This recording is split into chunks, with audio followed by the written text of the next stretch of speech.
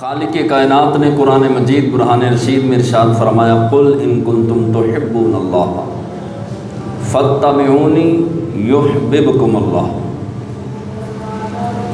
محبوب فرما دیجئے اللہ تبارک و تعالی ان اللہ علی کل شیء قدیر ہے، ہر شے پر ہر چیز پر قادر ہے۔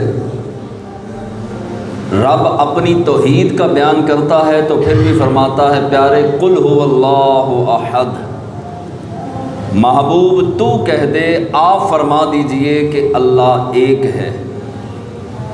کیا پروردگار پوری کائنات کو خلق کرنے والا، پہاڑوں کو بنانے والا، زمین کو پیدا کرنے والا، آسمان کی بلندیاں بنانے والا، فرشتوں کو پیدا کرنے والا، لوح و قلم اور کرسی جنت اور دوزخ کو بنانے والا، تمام کائنات کا ذرہ ذرہ اور گوشہ گوشہ بنانے والا، پیدا کرنے والا، طاقتوں والا، شانوں والا رب قدیر ہے؟ کیا رب ہو کر خود بندے سے کلام نہیں کر سکتا تھا؟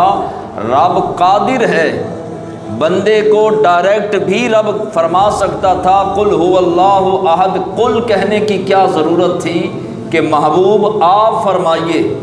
اللہ جو ہے وہ بندے کو سیدھا فرما دیتا کہ اے میرے بندے تیرا رب یعنی اللہ ایک ہے، لیکن رب ہو کر ڈائریکٹ بندے سے کلام نہیں کر رہا۔ بات یہ سمجھانی تھی قرآن نے اور صاحب قرآن نے اور رب رحمان نے کہ رب بندے کے ساتھ ڈائریکٹ کلام کر سکتا ہے، گفتگو کر سکتا ہے، کلام کر سکتا ہے، کیونکہ وہ قادر ہے، وہ ان اللہ علی کل شیء قدیر ہے۔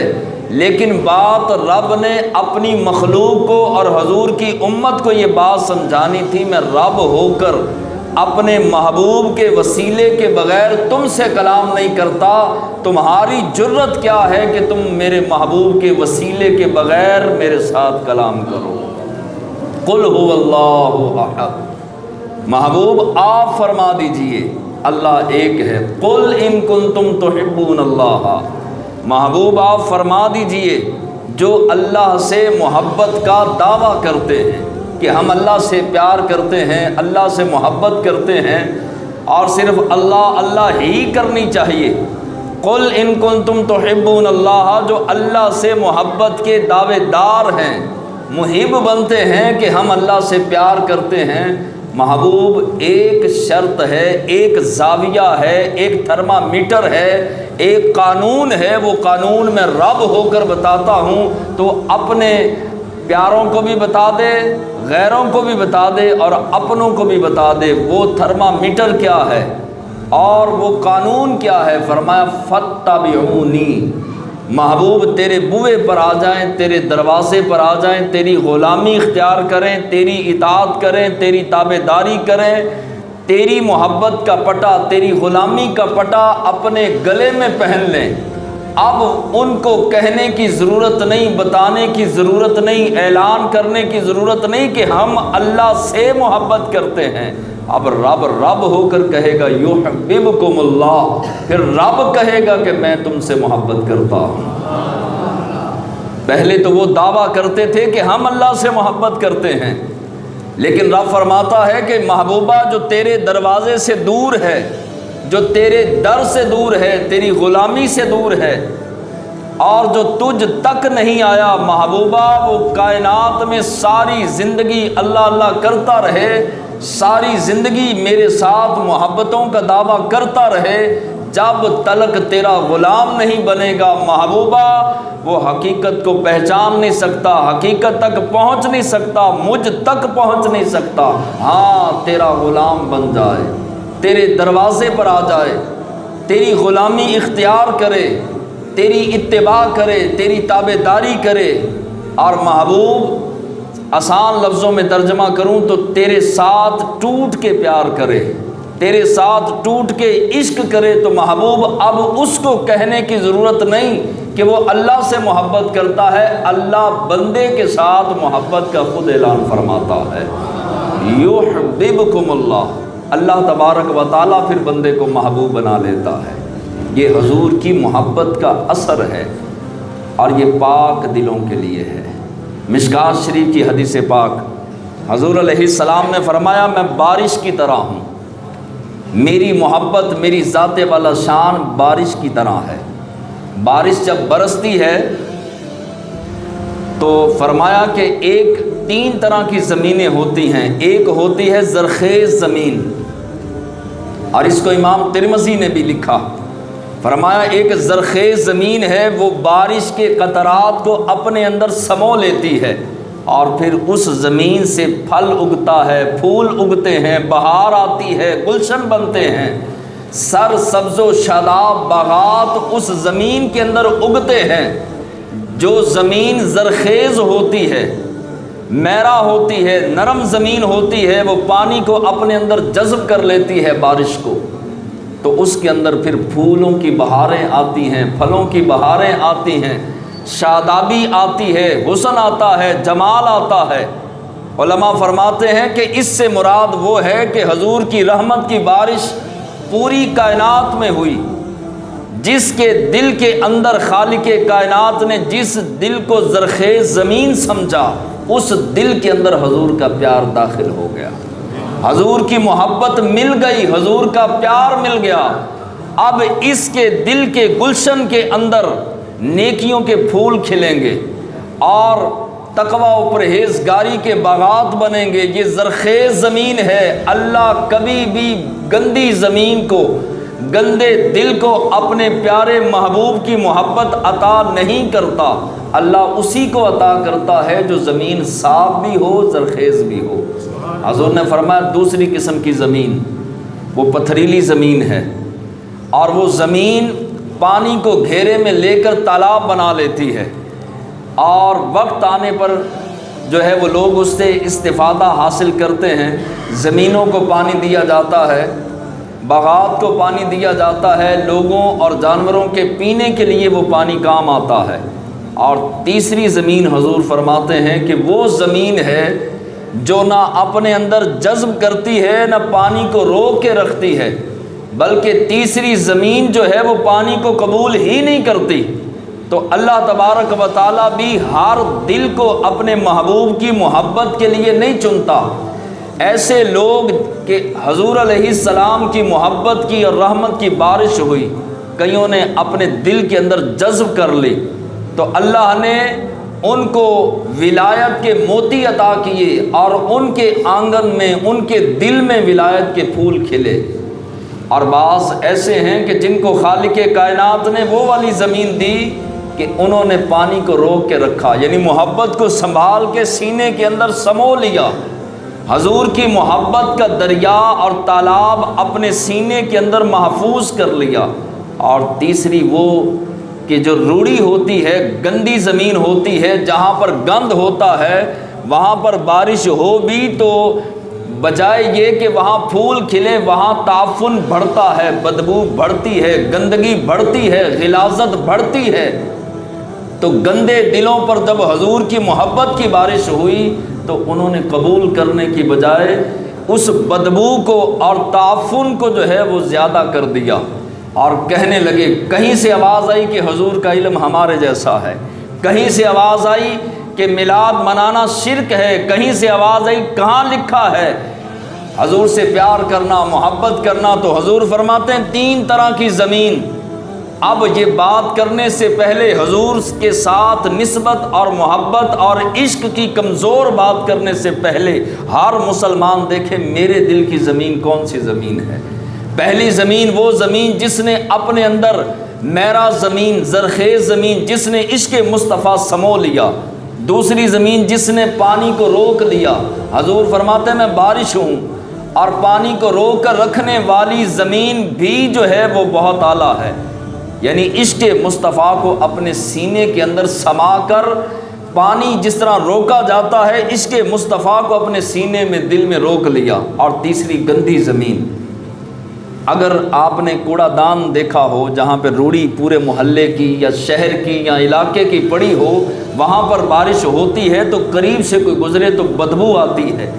اب ہوئی تو بارش تھی، یہی بارش کے قطرے پھولوں پر پڑے تو شبنم بنی، یہی بارش کے قطرے اگر پتھریلی زمین پر پڑے تو پتھریلی زمین نے اپنے اندر پانی کو روک لیا، اور یہی بارش کے قطرے میرا زمین پر اور زرخیز زمین پر پڑے تو وہاں سے پھول اگے، پھل اگے، گلاب اگا، موتیا اگا، طرح طرح کے باغات اگے، شادابی آئی، حسن آیا، جمال آیا، کمال آیا۔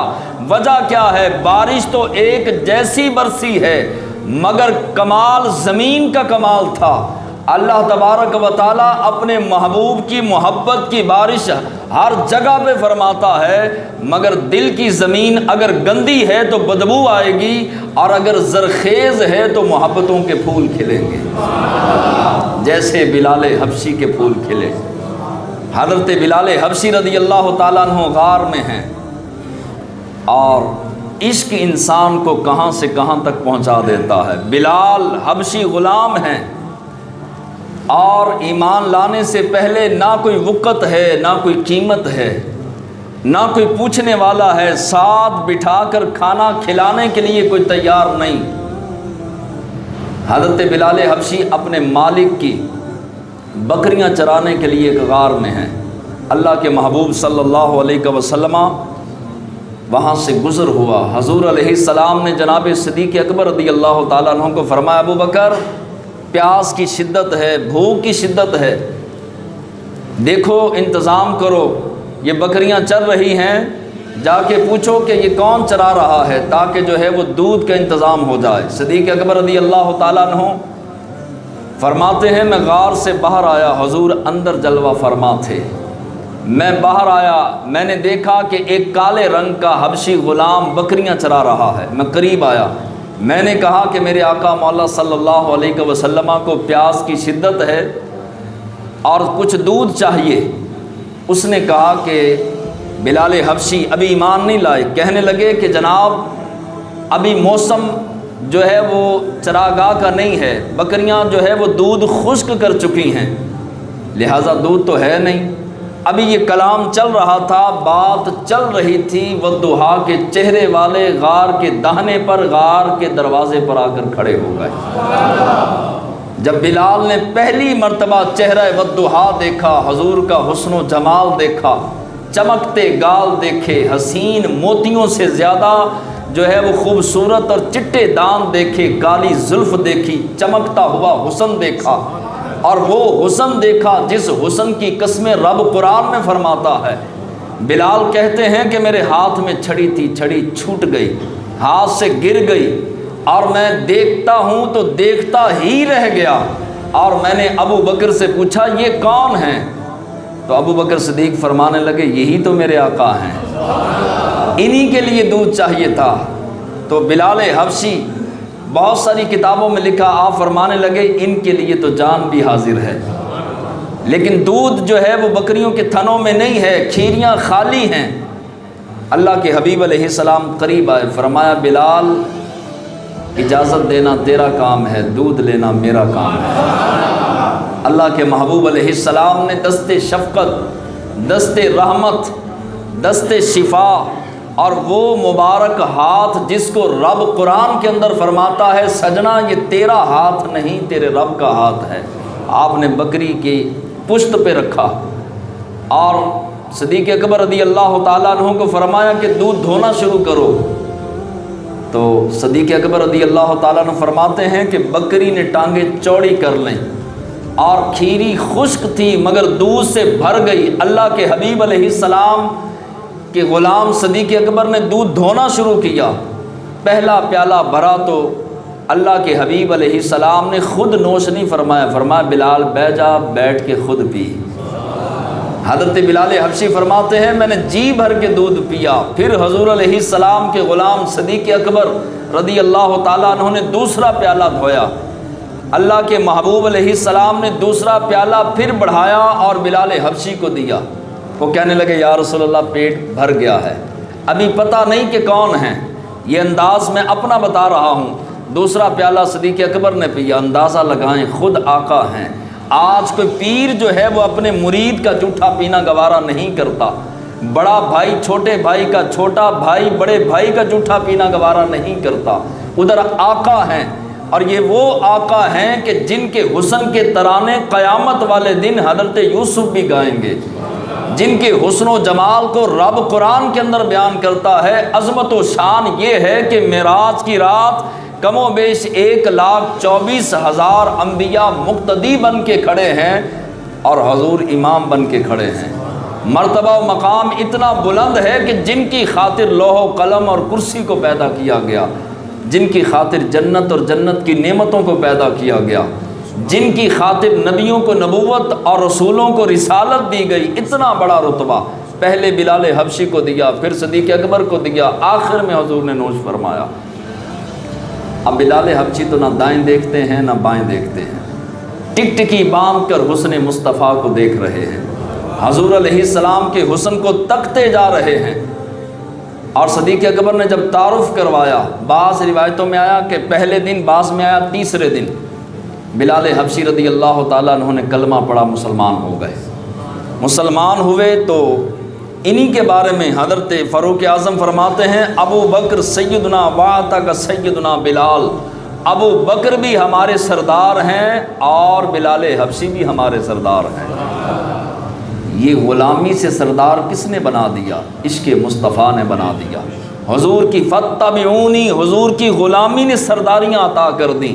کائنات میں جس نے بھی حضور سے محبت کی، پیار کیا، حضور سے عشق کیا، وفاداری کی، غلامی اختیار کی، خالق کائنات نے فرش سے اٹھا کے عرش تک پہنچا دیا، اور خالق کائنات نے غلامی سے سرداری عطا کر دی جس نے بھی حضور علیہ الصلوۃ والسلام سے سچی محبت کی۔ ابن جدان کے یہ بلال حبشی غلام تھے۔ رات کو پلٹ کے شام کو جب گھر آئے تو راستے میں ابو جہل نے بکریوں کو دیکھا تو بکریوں کے پیٹ بھرے ہوئے تھے۔ اس انداز کے ساتھ اور وہ دوڑتا ہوا ابو جہل ابن جدان کے پاس آیا اور آ کے کہنے لگا کہ تیری بکریاں کہاں چرنے جاتی ہیں؟ میں دیکھتا ہوں کہ تیری بکریوں کے پیٹ بھرے ہوتے ہیں، پورے عرب کی بکریاں آتی ہیں تو کچھ بھرے ہوتے ہیں، کچھ خالی ہوتے ہیں، کون سی چراگاہ ہے؟ ابن جدان آیا، آ کے بلال حبشی سے پوچھنے لگا کہاں چرانے کے لیے جاتے ہو؟ کہا کہ میں تو وہیں جاتا ہوں جہاں ہمیشہ جاتا تھا، لیکن ہاں پہلے وہ آمنہ کا لال، مدینے کا تاجدار نہیں ملا تھا۔ بکریاں چرتی نہیں بلکہ چرنا چھوڑ کر دائیں بائیں آگے پیچھے دائرہ گول بنا کر، گول دائرہ بنا کر اسے تکتی رہتی ہیں اور واپس آتی ہیں تو پیٹ بھرا ہوتا ہے۔ بس یہ معاملہ ہے۔ دوسرا دن ہوا، انتظار، رات کو انتظار کرنے لگے، عشق کی آگ لگ گئی۔ دعا کریں اللہ ہمیں بھی لگ جائے۔ عشق ٹھاٹھیں مارنے لگا دل کے اندر اور محبت کا جہان آباد ہو گیا۔ اب رات کو آپ کو پتہ ہے کہ عاشق کی آنکھ رات کو نہیں لگتی، ساری رات انتظار کرنے لگے کہ کب رات بیت جائے اور میں صبح پھر جاؤں، وہ غار میں تشریف لائے، پھر دیدار مصطفیٰ کروں، حضور کا حسن و جمال با کمال میں دیکھوں۔ ساری رات مشکل سے گزاری، صبح دوڑتے ہوئے بکریاں لیں، پھر دوبارہ چلے گئے، حضور علیہ السلام کی دوبارہ زیارت کی۔ تیسرا دن ہوا، چلتے چلتے کچھ دن کے بعد بلال حبشی رضی اللہ تعالی عنہ کو بخار آیا۔ اب جو ابن جدان تھا اس نے حضرت بلال حبشی رضی اللہ تعالی عنہ کو امیہ بن خلف کو دے دیا، کہا کہ یہ آپ کا غلام ہے، آپ لے جائیے، آپ اس سے کام لیجئے، جس طرح میری بکریاں پیٹ بھر کے آتی ہیں آپ کی بھی بکریاں آئیں گی، لہذا ابو جہل کو دے دیا، امیہ بن خلف کو دے دیا۔ ابو جہل آیا اور آ کے کہنے لگا کہ یہ غلام مجھے دے دو، لیکن امیہ بن خلف جو ہے وہ مکر گیا، کہنے لگا نہیں نہیں، یہ جن بکریوں کو لے کے جاتا ہے وہ بکریاں بھوکے پیٹ نہیں آتی، چراگاہ کے اندر پٹھے ہوں یا نہ ہوں، مگر نہ جانے یہ کیا کرتا ہے، کون سی چراگاہ لے کے جاتا ہے، بکریاں واپس آتی ہیں تو پیٹ بھر کے آتی ہیں۔ اب جو ہے وہ بخار آیا تو رات کا وقت تھا۔ علماء لکھتے ہیں کہ سیرت کی کتابوں میں لکھا ہے کہ نبی کریم علیہ السلام بلال حبشی کے امیہ بن خلف کی حویلی کے باہر سے گزرے، حضرت بلال حبشی رضی اللہ تعالیٰ عنہ بیٹھے تھے۔ اب جو ہے وہ دروازہ کھلا تھا، اچانک نظر پڑی حضرت بلال حبشی کی، دوڑ کے باہر آئے، یا رسول اللہ صلی اللہ علیہ وسلم آج بکریاں چرانے کے لیے نہیں گیا، دل بے تاب ہے، دل کے اندر محبت کا جہاں آباد ہے، آپ کا چہرہ دیکھنا چاہتا ہوں۔ حضور اندر آئے، دیکھا، مصافحہ کیا، ہاتھ ملایا۔ پہلے کے ادوار میں غلاموں کے ساتھ ہاتھ ملانا توہین سمجھا جاتا تھا، گورے گورے ہاتھ کالے کالے ہاتھوں میں گئے۔ حضور فرماتے ہیں بلال بخار ہے؟ جی یا رسول اللہ بخار ہے۔ آپ نے فرمایا بیٹھ جا۔ یہ سیرت کا انداز دیکھیے، حضور کی سیرت کا، ساتھ ساتھ محبت سیکھیے، عشق مصطفیٰ اور ساتھ سیرت مصطفیٰ۔ بلال حبشی رضی اللہ تعالیٰ عنہ کو بٹھا دیا۔ بلال کہتے ہیں کہ آمنہ کے چاند نے اپنی چادر اطہر، چادر نور، چادر اقدس اپنے کندھے مبارک سے اتار کے نیچے بچھائی، فرمایا بلال اس کے اوپر بیٹھ جا۔ میں نے چادر پکڑی، چوم کے میں نے سرہانے رکھی اور زمین پر میں لیٹ گیا۔ میں چکی پیس رہا تھا اور امیہ بن خلف نے ڈھیر سارے دانے مجھے دیے بخار کی حالت میں کہ یہ آٹا بناؤ۔ چکی پیس رہا تھا، مدینے کے تاجدار صلی اللہ علیہ وسلم نے مجھ سے چکی پکڑی، دانے پکڑے اور رسول اللہ خود جو ہے وہ چکی چلانے لگے۔ آپ فرماتے ہیں، بلال حبشی فرماتے ہیں تھوڑی دیر چکی چلائی، حضور نے ہاتھ پیچھے کر لیے، اللہ کے محبوب دانے ڈالتے جا رہے ہیں اور چکی خود بخود چل رہی ہے۔ اب حضور علیہ الصلوۃ والسلام تشریف لے گئے۔ اب عشق جو ہوتا ہے اپنے فیصلے کرنے میں خود بڑا دلیر ہوتا ہے۔ آپ فرماتے ہیں کہ اگلے دن پھر حضور سے ملاقات ہوئی اور بلال حبشی نے گھر آ کر امیہ بن خلف کے آپ نے جو ہے وہ بتوں پر تھوک دیا جگہ جگہ پہ۔ امیہ بن خلف جو ہے یہ کافر تھا اور اس کے گھر میں جگہ جگہ کونوں میں، کمروں میں، باہر اندر بت پڑے تھے۔ آپ نے بتوں پر تھوکا کیونکہ کلمہ پڑھ چکے تھے، مسلمان ہو چکے تھے، ایمان کا نور سینے میں داخل ہو چکا تھا۔ آپ فرماتے ہیں کہ مجھے یہ کرتے ہوئے امیہ بن خلف نے دیکھا اور مجھے پکڑا اور کہا کہ یہ کیا کر رہے ہو؟ ہمارے خداؤں کے چہروں پر، منہ پر تھوک رہے ہو۔ آپ فرماتے ہیں میں بھی نہیں ڈرا، کیونکہ جس کے سینے میں عشق ہوتا ہے خوف اس کے دل میں، ڈر اس کے دل میں نہیں ہوتا۔ آپ فرماتے ہیں میں نے جو ہے وہ ڈنکے کی چوٹ پہ کہا کہ ہاں یہ تمہارے خدا ایسے ہیں جن کے منہ پہ تھوکنا ہی چاہیے، اللہ کے سوا کوئی عبادت کے لائق نہیں۔ میں نے اللہ کی وحدانیت کا اعلان امیہ بن خلف کی موجودگی میں کر دیا۔ امیہ بڑا پریشان ہوا، ہاتھ میں گلاس تھا، اس کے ہاتھ میں گلاس چھوٹا، کہا کہ جس شمع کو ہم بجھانا چاہتے ہیں وہی شمع ہمارے گھر میں جل گئی۔